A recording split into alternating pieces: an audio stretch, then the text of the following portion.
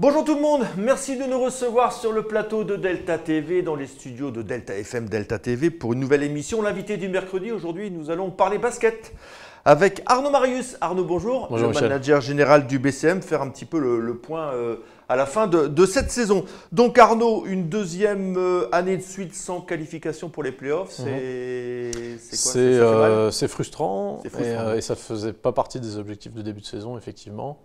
Une saison où on a connu des hauts et des bas et où il a fallu redresser la barre assez vite pour pas trop se faire peur non plus. Alors Donc, la grosse déception, vous l'avez vu arriver?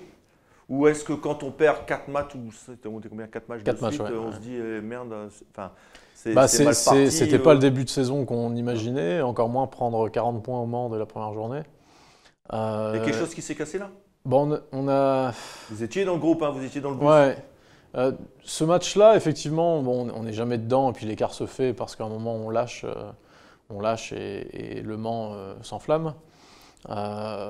C'était peut-être, oui, déjà un peu les prémices du malaise qui allait arriver, notamment à propos de DJ Cooper.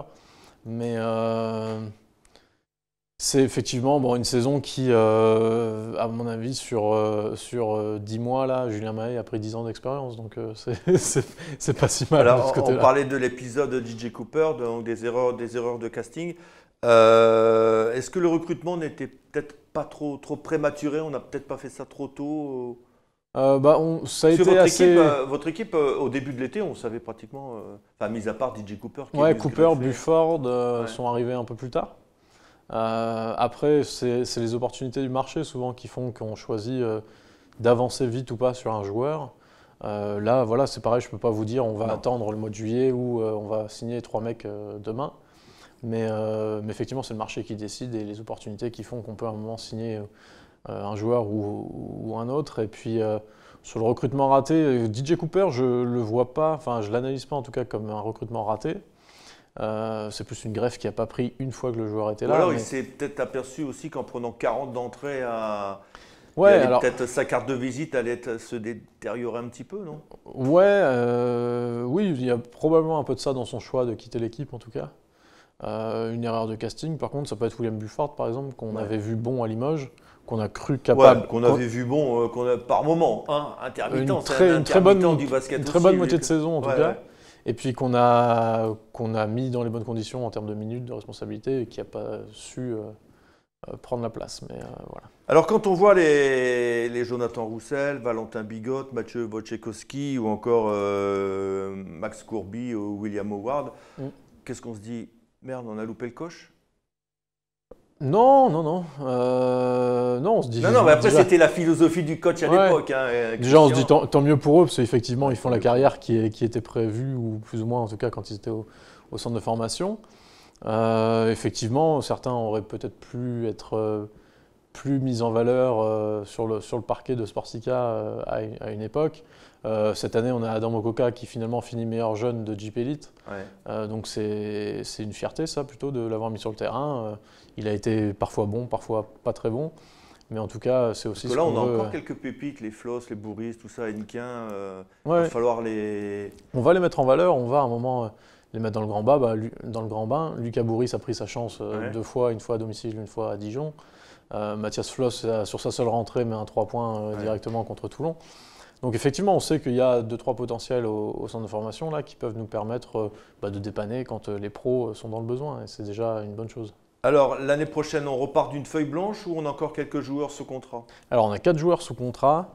Jean-Michel Mipoca, Benjamin Sen qui dispose d'une clause pour se libérer s'il le souhaite au 31 mai, Adam Mokoka et Paul Ludwike qui était en prêt à Quimper et qui fait partie des joueurs sous contrat aussi pour l'année prochaine. D'accord. Alors l'année prochaine, mis à part ces 4-là, on va repartir, pas d'une feuille blanche parce qu'il y a déjà quelques des noms d'inscrits. Les secteurs à renforcer, parce que il va y avoir des départs, ça c'est sûr. Il y a des joueurs qui n'ont pas fait l'affaire.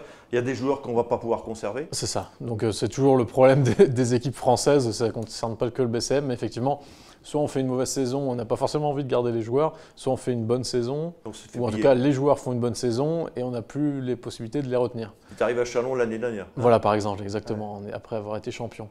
Et là, ça sera un peu notre cas aussi malgré tout, parce qu'il y a eu effectivement quelques erreurs de casting. Il y a eu par contre quelques bonnes pioches aussi. Taylor Smith, Chris Johnson.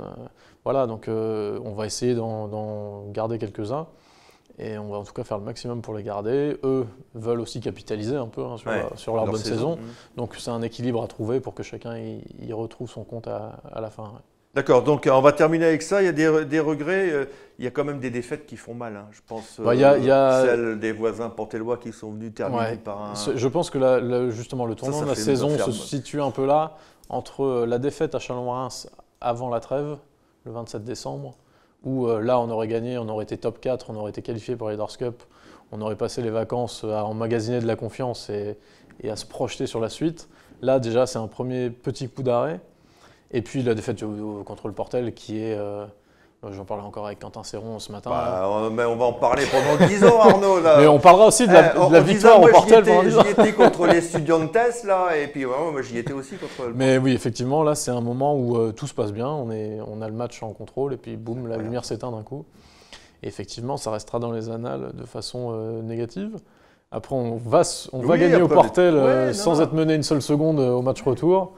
Donc c'est aussi une équipe malgré tout qui a montré des valeurs, qui a montré de la combativité, qui n'a jamais rien lâché. On aurait pu lâcher justement après un match comme ça. On aurait pu laisser aller. Et le groupe et Julien ont toujours répondu et ont eu cette résilience-là qui a fait qu'on finit à 3 matchs des playoffs, 2 même peut-être. Et qui fait que finalement, après un début cata de 0-4, on a eu 3 balles de match pour aller Leaders Cup, on a fait 0 sur 3 à ce moment-là. Et puis on est reparti derrière et la fin de saison a été à 50% de victoire, une victoire, une défaite, une victoire, une défaite, ce qui fait qu'on se retrouve hors des playoffs. Aux portes des playoffs, quoi. C'est ça. Et reprise de l'entraînement quand, Arnaud ? Arrivée des joueurs le 5 août, examens médicaux le 6-7, reprise de l'entraînement le 8. Et qui sera champion ? Allez, on va terminer avec ça. Allez, on va voir. Allez, une piécette sur l'Asvel. Sur l'Asvel. Quoi, donc c'est... l'Asvel, pas dans le même tableau que... Il sortirait Strasbourg...